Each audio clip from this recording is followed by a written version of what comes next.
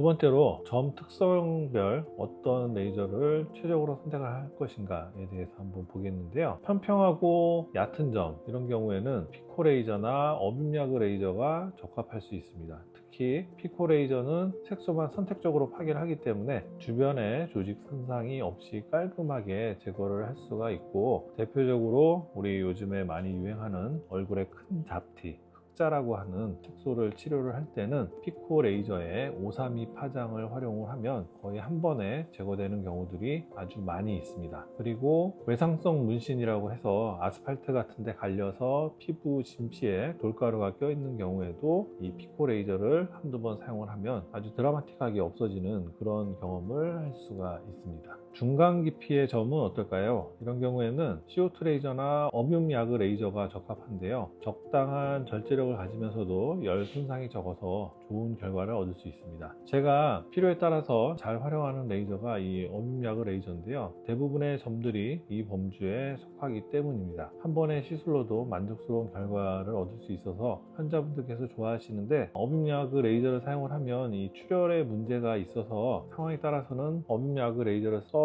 좋아질 경우라 하더라도 이산화탄소 레이저를 써서 제거를 하는 경우도 종종 있습니다. 깊고 돌출된 점 경우에는 어떨까요? 이런 점은 저희 병원의 메인 시술인 울트라펄스 이산화탄소 레이저를 활용을 합니다. 강력한 절제력이 있어야 뿌리까지 제거를 할 수 있기 때문이에요. 피코 레이저나 어뮴 야그 레이저처럼 그런 레이저들은 강력한 절제력은 없기 때문에 뿌리까지 찾아 들어가기 이제 한계가 있거든요. 그래서 이렇게 깊고 돌출된 점은 CO2 레이저를 활용을 하는 것이 좋다, 이렇게 말씀을 드립니다. 다만 회복 기간이 좀 더 필요하고 파이지 않도록 관리하는 후관리도 중요합니다. 그래도 제대로 제거하고 관리를 잘하면 만족도가 매우 높고 뿌리까지 제거가 되기 때문에 재발 가능성이 낮아져서 장기적으로는 가장 확실한 방법이라고 할 수 있죠. 그러면 CO2 레이저로 깊고 돌출된 점을 제거하는 게 병원마다 다 결과가 같은 것이냐? 사실 그렇진 않습니다. 이 레이저를 어떤 식으로 활용을 하느냐에 따라서 결과가 달라지는 것이지, 같은 장비를 쓴다고 해서 시술 방법이 같아지는 건 아니다. 이런 차이도 좀 이해를 하시면 좋겠고요. 마지막으로 털이 나는 점. 털이 나는 점은 매우 깊은 점입니다. 그래서 특별한 고려가 필요한데, 시술자마다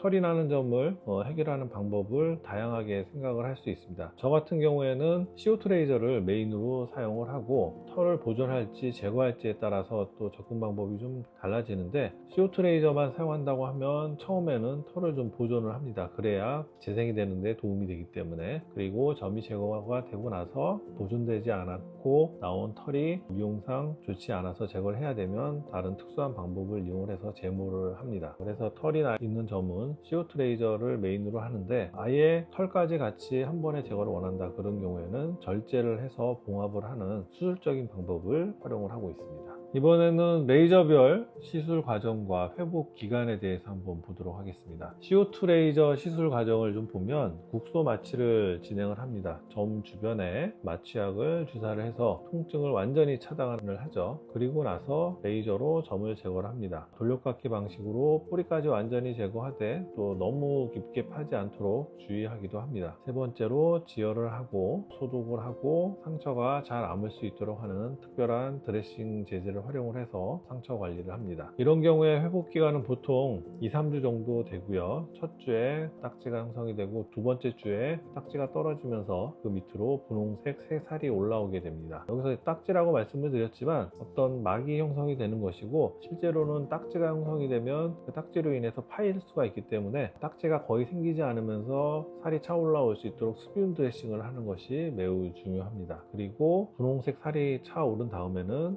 상처에 성숙기를 지나면서 정상적인 주변 피부색과 비슷하게 돌아오게 되죠. 어뮴 야그 레이저는 어떨까요? 시술 과정은 CO2 레이저랑 비슷하지만 좀 더 세밀한 조절이 필요합니다. 마취는 동일하고 어뮴 야그 레이저는 대패처럼 이렇게 깎는다고 그랬죠. 층층이 깎아내면서 점을 제거하기 때문에 미세하게 깊이를 갖다가 파고 들어가게 됩니다. 점을 제거를 하면서 어느 정도 점이 다 제거가 됐다고 하면 거기서 멈추고 그 다음 단계를 기약하는 식으로 점 제거를 합니다. 경우에 따라서는 출혈 때문에 CO2 레이저를 활용해서 지혈을 하고 마무리를 하기도 하고요. 회복 기간은 CO2 레이저처럼 깊게 파지 않기 때문에 1-2주 정도면 거의 잘 아뭅니다. 열 손상도 적어서 주변 염증 반응도 적고 회복이 빠른 편입니다. 피코레이저 시술 과정을 보면 피코레이저는 약간 간단합니다. 마취크림 바르고 1-20분 기다린 후에 레이저 주사를 하는데 시술 시간은 색소 하나당 1-2분 정도로 매우 짧죠. 회복 기간은 거의 없다고 보시면 되는데 흑자 같은 경우에는 수분 드레싱을 한 열흘에서 2주 정도까지 해서 그 이후에 병원에서 와서